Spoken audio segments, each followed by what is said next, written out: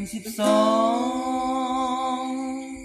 ความหนาวมาเยือนหัวใจบ่มีภัยข้างกายบ่มีภัยข้างใจมันหนาวหัวใจ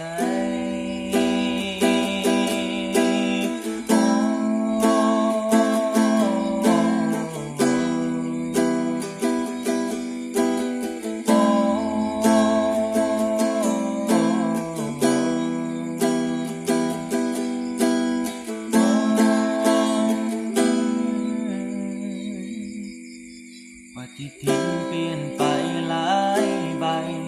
ความหนาวไม่เยือนหลายหนแต่บ่มีคนมาเคียงข้างใจ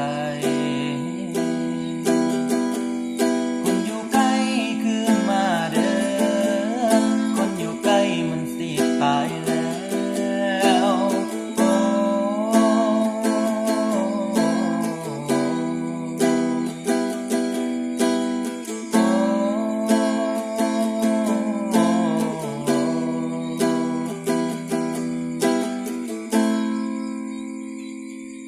เดือน 12ความหนาวมาเยือนหัวใจบ่มีภัยข้างกายบ่มีภัยข้างใจหนาวหัวใจโอ้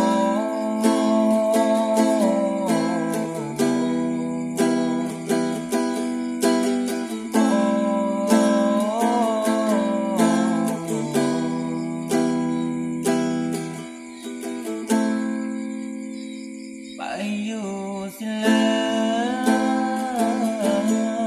ให้เจ้าคืนกลับมาได้บ่ใจทางนี้มันคิดอ่อนหลาย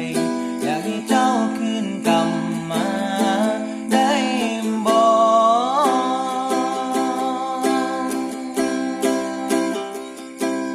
เดือน 12ความหนาวมาเยือนหัวใจบ่มีภัยข้างกายบ่มีภัยข้างใจมันหนาวหัวใจโอ้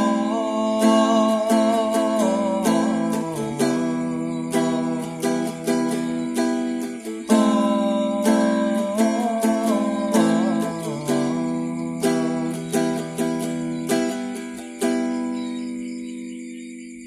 เดือน 12ความหนาวมาเยือนหัวใจบ่มีภัยข้างกายบ่มีภัยข้างใจมันหนาวหัวใจเดือน 12ความหนาวมาเยือนหัวใจบ่มีภัยข้างกายบ่มีภัยข้างใจมันหนาวหัวใจเดือน 12ความหนาวมาเยือนหัวใจ